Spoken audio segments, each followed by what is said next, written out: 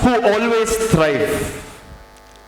And this is where, ladies and gentlemen, I ask myself a question.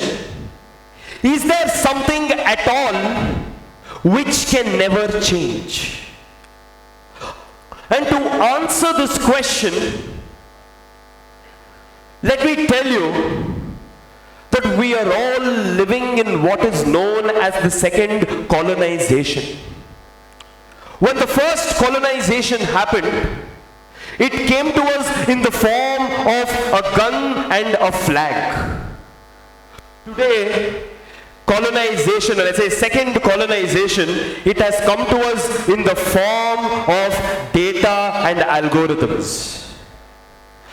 Data and algorithms, ladies and gentlemen, no doubt has made us into intelligent individuals. But has it made us individuals with ideals?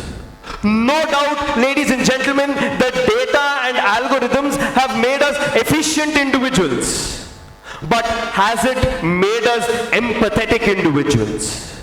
No doubt, with these data and algorithms, we have become a modern nation.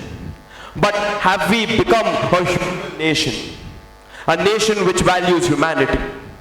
With these data and algorithms, my dear friends, we have answers to all our questions, but we have curiosity.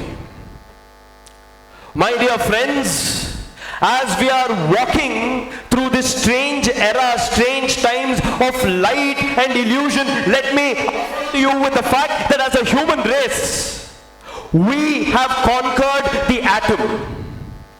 We have put intelligence into silicon and steel. We have taught our machines to learn, and we have trained our algorithms to design and draft. But the depth of your data and the strength of your steel has not built the civilization. What has built this civilization that has seen changes so consistently? Wherein our priorities have changed from time immemorial. When you go back to the history of the civilization, the first war between the good and the evil was fought for knowledge. The second time they fought, it was for nectar of immortality. The third time they fought, it was for honoring a woman. Fourth time they fought for property, possession and ownership. The fifth time they fought, we plunged into the arms race, stocking up arms and ammunitions. The sixth time we fought, we all fought for currency. And today, as nations and world, we are all fighting for data. Today every nation across the world wants to have its own data center. 50, 60 years down the line, I do not know what is that we are going to fight for. And do you think your machines, the depth of the data and the strength of the steel built these civilizations? So what built these civilizations? It is the will of the people, the dreams of the people, the aspirations of the people, and their ideals towards justice. Build this civilization, build this society. Your machines did not dream of liberty. Your machines did not march for equality. Your machines did not write petitions and poems on the walls of prison fighting for justice.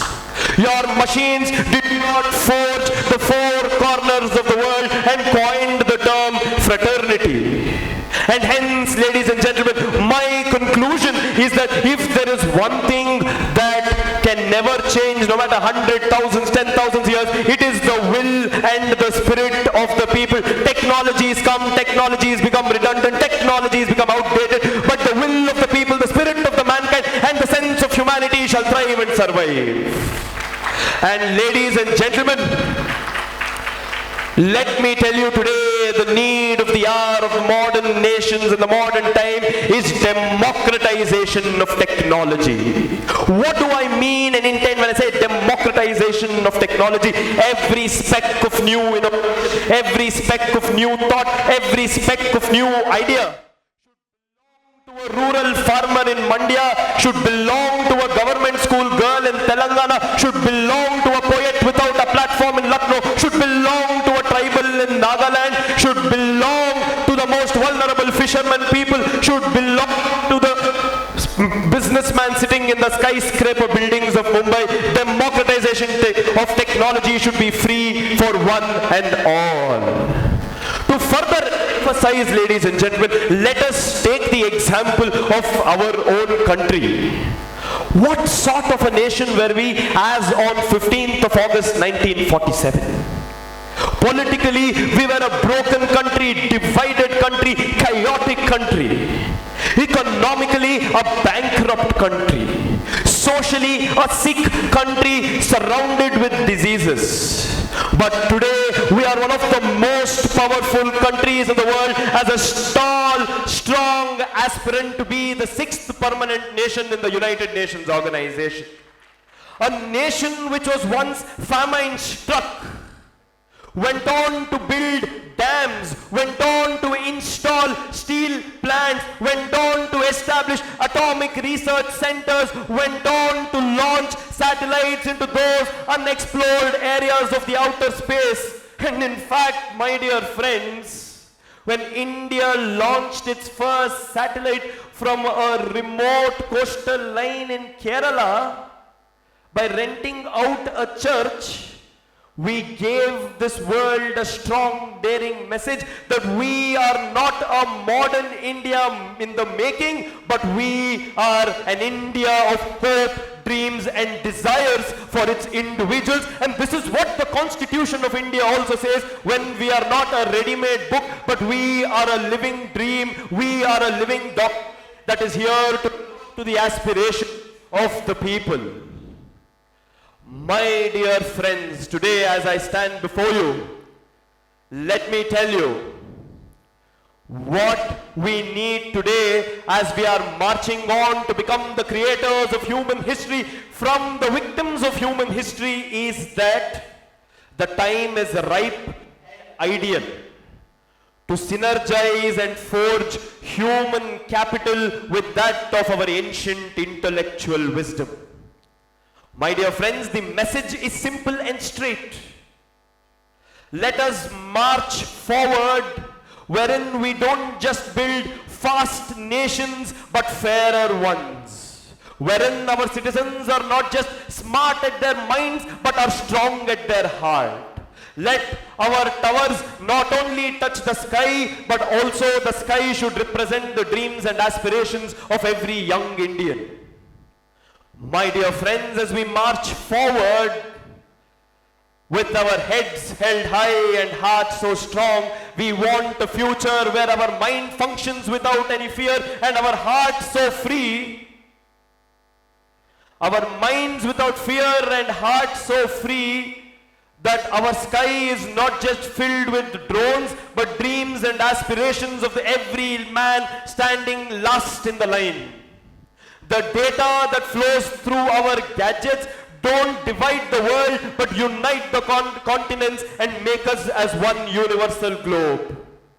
Wherein mercy is not coded, humanity is not coded, soul, our soul is not sold for the price of profit and pixels. Let us build a society where there is synergy of thoughts and actions and manifesting that into a universal truth. Today, my dear friends, we are all ambushed. We are all ambushed by this digitization, digital space, digital economy, digital prowess, which should be complementing your efficiency and might, is unknowingly making you the slaves. That is why I said we are all in the second colonization. But with this digital ambush, my urge, my message and my prayer is that do not forget who you are. When I say who are you, is it the name that you carry? Or is it the bodies that you have built? My dear friends, you are defined only through your actions and your consciousness. And hence, as there is an ancient saying in our scriptures, Yat bhavam tad bhavati. As the man thinketh, so he becomes. So come, let us come together, let us walk together, and let us forge in making this nation a great nation, a nation which stands as an inspiration and hope to the rest of mankind, as a nation where we lead by an example, and a nation which leaves behind a message to the rest of humanity. And with that, let us be one voice towards the progress of the greater progress of our society. With that, thank you very much for giving me this opportunity. Once again, I bow down to one and all present here to listen to me with patience and conviction. Thank you very much.